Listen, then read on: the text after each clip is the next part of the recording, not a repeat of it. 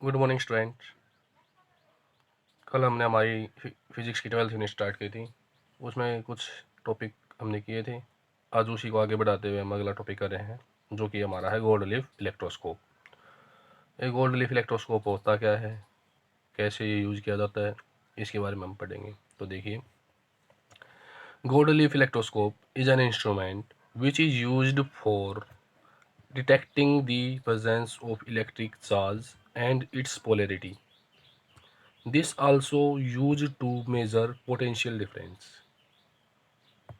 तो हमारे पास में गोल्ड रिफ्लेक्टर क्या है? ये एक ऐसा इंस्ट्रूमेंट होता है जो कि यूज किया जाता है किसके लिए, कि कोई भी जो इलेक्ट्रिक चार्ज है वहाँ पे प्रजेंट है या नहीं है, और अगर प्रजेंट है तो उसकी जो पोलैरिटी है वो कैसी है। पोलैरिटी का मतलब है कि वो पॉजिटिव है या नेगेटिव है। इस इंस्ट्रूमेंट का यूज स्टूडेंट हम एक चीज़ के लिए और करते हैं कि पोटेंशियल डिफरेंस, अगर हमें कहीं पे भी क्या पोटेंशियल डिफरेंस मेजर करना हो उसके लिए भी हम इस इंस्ट्रूमेंट का यूज़ करते हैं।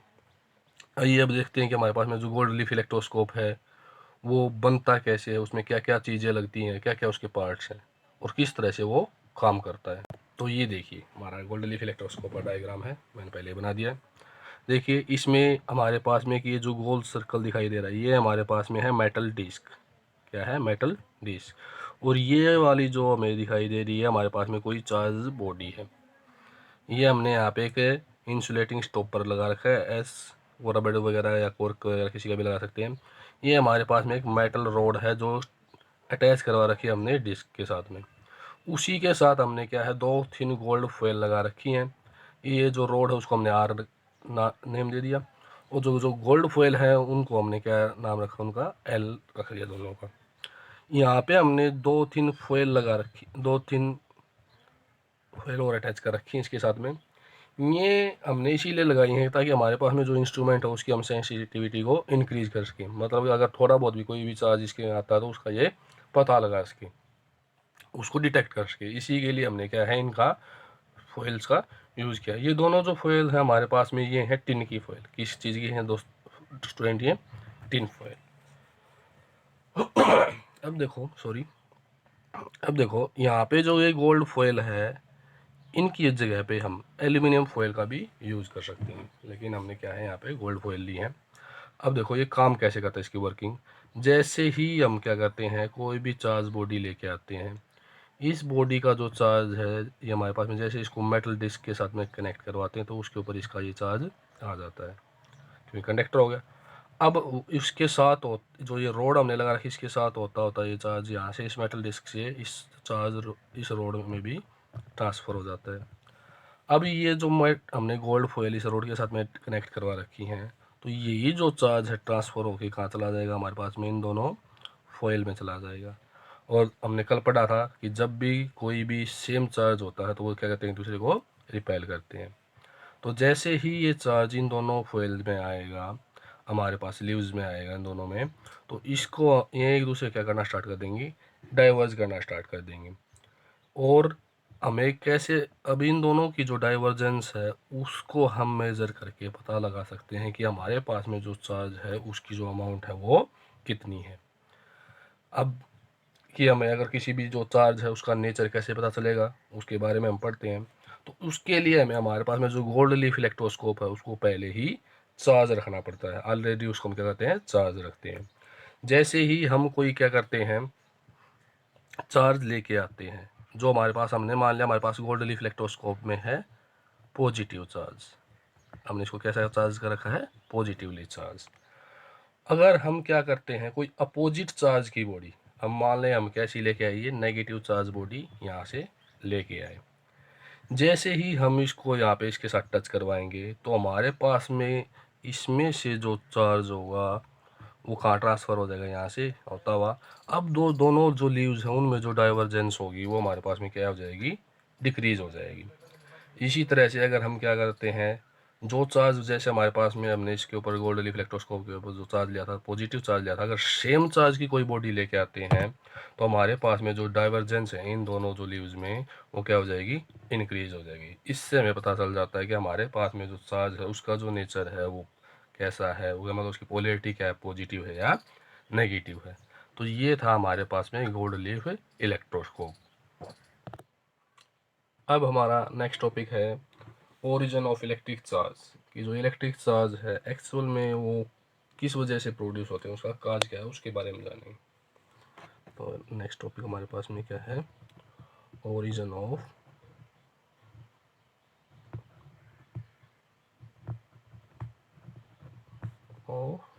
Electric charge in electrostatic.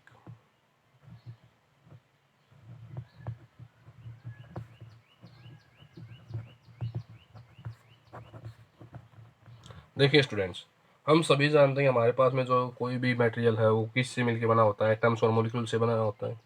ये भी सभी को पता है कि हमारे पास में जो बेसिक यूनिट है किसी भी मटेरियल की वो क्या होती है, एटम होती है।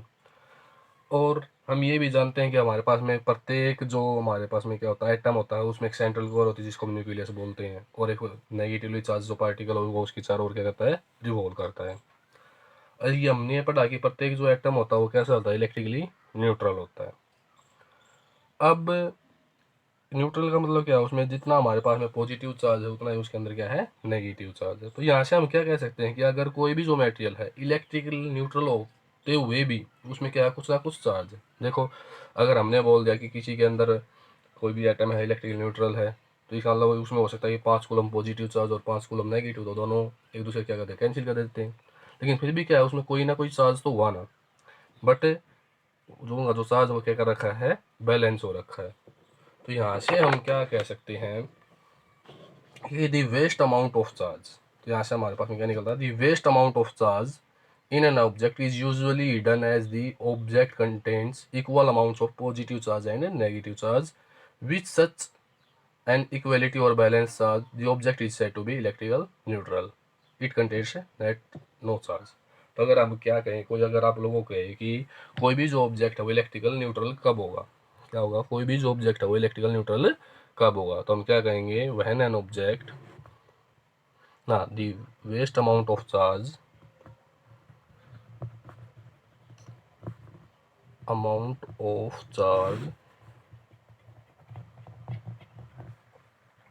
in an object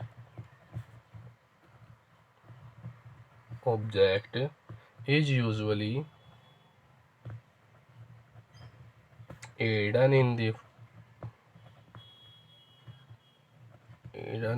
as the object contains equal amount of positive and negative charge. With such an equality,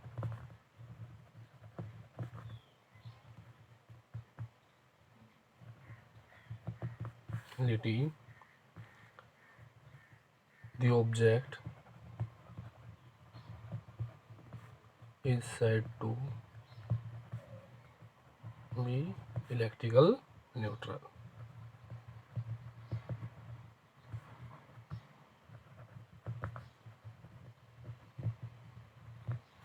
तो अगर आप लोगों से कोई पूछे कि इलेक्ट्रिकल न्यूट्रल ऑब्जेक्ट क्या होता है, उसके अंदर कोई चार्ज होता है नहीं होता है, तो चार्ज उसके अंदर होता है, लेकिन उसमें जो चार्ज होता है वो किस क्या होता है, जो उसमें पॉजिटिव और जो नेगेटिव चार्ज है वो क्या होता है, हमारे पास में के बैलेंस फॉर्म में होता है, वो दोनों एक दूसरे के द्वारा क्या कर दिए जाते हैं, कैंसिल कर दिए जाते हैं। अब हमारे पास यहाँ से क्या है, किसी भी बॉडी को हम चार्ज बॉडी कब कहेंगे, अगर किसी भी बॉडी को चार्ज बॉडी कहेंगे तो इसका मतलब क्या है, या तो उसमें क्या है, एक्सेस मात्रा में नेगेटिव चार्ज है, या ये कह सकते हैं कि उसमें जो पॉजिटिव चार्ज है वो क्या है, कम है। तो अगर हमें किसी भी जो बॉडी है उसको अगर हम चार्ज बॉडी तब ही कहेंगे अगर उसके अंदर क्या हो, जो नेगेटिव और जो पॉजिटिव चार्ज है वो बैलेंस अमाउंट में ना हो, या तो नेगेटिव चार्ज ज़्यादा हो या पॉजिटिव चार्ज ज़्यादा हो। तो अगर किसी भी बॉडी में हमारे पास में नेगेटिव चार्ज और पॉजिटिव चार्ज इक्वल अमाउंट में है तो उस बॉडी को हम कैसी बॉडी बोलेंगे, न्यूट्रल बॉडी बोलेंगे। अब हम जानते हैं कि जैसे हमारे पास में सॉलिड्स होते हैं, उसमें इलेक्ट्रॉन्स होते हैं, वो क्या होते हैं, लेस टाइटली बाउंड होते हैं। जैसे ही हम उनको क्या कहते हैं, थोड़ी एनर्जी देते हैं, तो वो हमारे पास में एक बॉडी से दूसरी बॉडी में ट्रांसफ़र हो जाते हैं। अब इसी के लिए हम एक केस ले लेते हैं कि अगर हमारे पास, हम क्या करें, कोई दो इंसुलेटिंग हमने बॉडीज ले ली, उनको एक दूसरे के साथ में हम क्या कहते हैं, रब करते हैं। तो जैसे ही हम उनको रब करेंगे तो उसमें क्या होगी, रबिंग की वजह से क्या होगी, एनर्जी प्रोड्यूस होगी, और वो एनर्जी क्या होगी, उसकी वजह से हमारे पास में जो इलेक्ट्रॉन है वो एक बॉडी से क्या है, दूसरी बॉडी में ट्रांसफ़र हो जाएंगे। अब जिस बॉडी से इलेक्ट्रॉन गए हैं उस बॉडी में हमारे पास कौन सा चार्ज प्रोड्यूस हो जाएगा, पॉजिटिव चार्ज प्रोड्यूस हो जाएगा। और जिस बॉडी में इलेक्ट्रॉन गए हैं, मतलब जिस बॉडी से इलेक्ट्रॉन गए थे, उसमें कैसे हो जाएगा, पॉजिटिव चार्ज। और जिसके अंदर गए हैं उसमें कैसा चार्ज हो जाएगा, नेगेटिव चार्ज। हमने मान लिया हमारे पास में ये दो बॉडी है, हमने इन दोनों बॉडीज को क्या किया, रब किया। जैसे ही मान लो मैंने मान लिया, अब ये देखो कि हमारे पास में इलेक्ट्रॉन कौन सी बॉडी से कौन सी बॉडी में जाएंगे। ये हमने ए मान ली बॉडी, ये हमने क्या मान ली, बी बॉडी मान ली। अब इसका रीजन क्या होगा कि जो इलेक्ट्रॉन हो इस बॉडी से इस बॉडी में जाएंगे या इस बॉडी से इस बॉडी में जाएंगे। तो इसके लिए एक फैक्ट है, वो इसका जो रीजन है इसके पीछे का, वो है वर्क फंक्शन। क्या है, वर्क फंक्शन। वर्क फंक्शन होता है कि हमारे पास में हमें इलेक्ट्रॉन को रिमूव करने के लिए कितनी एनर्जी चाहिए, वो हमारे पास में क्या कहलाती है, वर्क फंक्शन कहलाती है। तो जिस बॉडी का वर्क फंक्शन हमारे पास में लो होगा, उस बॉडी से जो इलेक्ट्रॉन है वो हमारे पास में उस बॉडी में जाएंगे जिसका वर्क फंक्शन क्या होगा, आई होगा। हमने मान लिया हमारे पास में जो ए बॉडी है उसका वर्क फंक्शन क्या है, लो है, कि इसमें से हमारे पास में जो इलेक्ट्रॉन है वो ट्रांसफर करने के लिए हमें क्या है, कम एनर्जी ज़रूरत है। और जो बी बॉडी है उसका जो वर्क फंक्शन क्या है, हाई है। इसके लिए अगर हमें इलेक्ट्रॉन को ट्रांसफ़र करना है इस बॉडी से किसी दूसरी बॉडी में, तो इसके लिए हमें क्या है, ज़्यादा एनर्जी की ज़रूरत होगी। तो अब दोनों बॉडी को अगर मैं रब करता हूँ तो हमारे पास में जो इलेक्ट्रॉन होंगे वो कहाँ से ट्रांसफ़र करेंगे, ए से बी की तरफ। तो जैसे ही इलेक्ट्रॉन इसके ऊपर से हमारे पास में इसके अंदर से यहाँ बी में जाएंगे, तो जो बी है वो कैसी चार्ज हो जाएगी, नेगेटिवली चार्ज। और जो ए है वो कैसी चार्ज हो जाएगी, पॉजिटिवली चार्ज। इस प्रकार से हमारे पास में क्या है, दो बॉडी क्या होगी, चार्ज हो जाती है। जैसा कि हमने कल पढ़ा था, तो चार्जिंग बाय रबिंग, रबिंग की वजह से चार्जिंग होता है। तो रबिंग में हमारे पास स्टूडेंट्स और कुछ नहीं होता, सिर्फ क्या होता है, ट्रांसफ़र होता है। अब एक्चुअल ट्रांसफ़र होता है सिर्फ इलेक्ट्रॉन का, इसी वजह से जो बॉडी है वो चार्ज हो जाती है। तो यहाँ से एक बहुत ही, मतलब एक नंबर में कोई कंसेप्चुअल क्वेश्चन पूछ लिया जाए कि, या तो ये डेफिनेशन पूछ ली जाए कि वर्क फंक्शन क्या होता है, तो वर्क फंक्शन क्या कहेंगे, the amount of energy required to transfer electron from one body to another body is called work function of that body.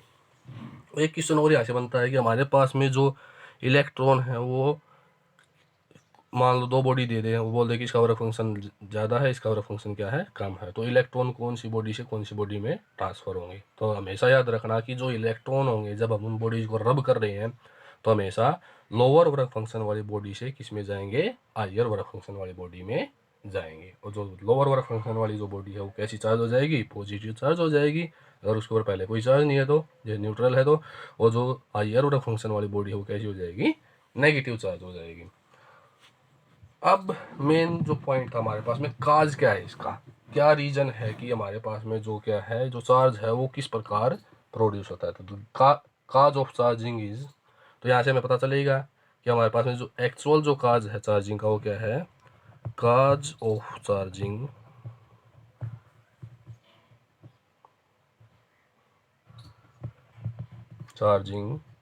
Is actual transfer of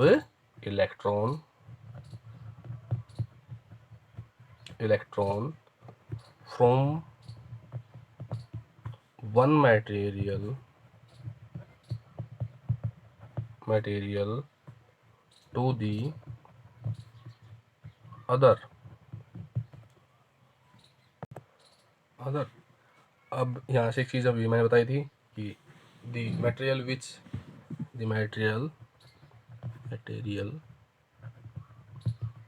which work function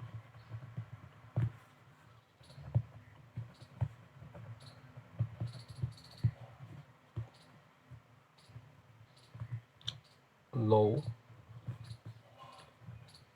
loses electron from and becomes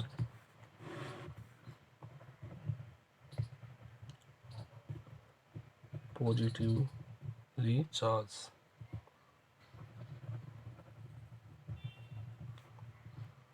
and other material which work function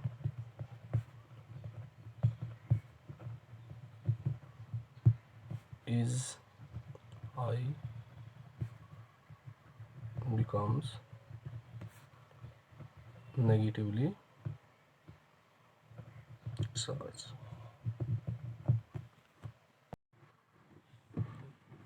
इसमें एक चीज़ और आती है मास के बारे में। तो मास के ऊपर क्या इफेक्ट पड़ेगा कि बॉडी जो है उसके मास के ऊपर क्या इफेक्ट पड़ेगा। अब देखो, जो बॉडी हमारे पास में पॉजिटिवली चार्ज होगी, उस बॉडी ने क्या किया, मान लो हमारे पास में ये बॉडी हमने कैसी ली थी, पॉजिटिवली चार्ज होगी। इस बॉडी में से कुछ इलेक्ट्रॉन हमारे पास में कहाँ चले गए, दूसरी बॉडी में चले गए। इसका मतलब क्या, इसने कुछ इलेक्ट्रॉन लूज किए हैं। अगर कुछ इलेक्ट्रॉन लूज करेगी तो इलेक्ट्रॉन का कुछ ना कुछ तो मास होता है, तो इसका जो मास हो स्लाइटली क्या हो जाएगा, रिड्यूस हो जाएगा। और जो जिस बॉडी ने इलेक्ट्रॉन गेन किए हैं उस बॉडी का जो मास हो स्लाइटली क्या हो जाएगा, इंक्रीज हो जाएगा। आज के लिए इतना ही काफ़ी है, आगे हम कल पढ़ेंगे। अगर आप लोगों को ये वीडियो पसंद आए तो इस वीडियो को लाइक करें, अपने दोस्तों के साथ शेयर करें ताकि वो भी अपने लॉकडाउन में बैठ के घर पे पढ़ सकें, उनका नुकसान ना हो। और चैनल को सब्सक्राइब करें ताकि आपको जैसे ही हम वीडियो अपलोड करें आपको मिलती रहे। तो साथ में जो बेल आइकन है उसको ज़रूर दबाइए ताकि जैसे ही हम वीडियो डालें आपको उसका पता चल जाए। जय हिंद, जय भारत।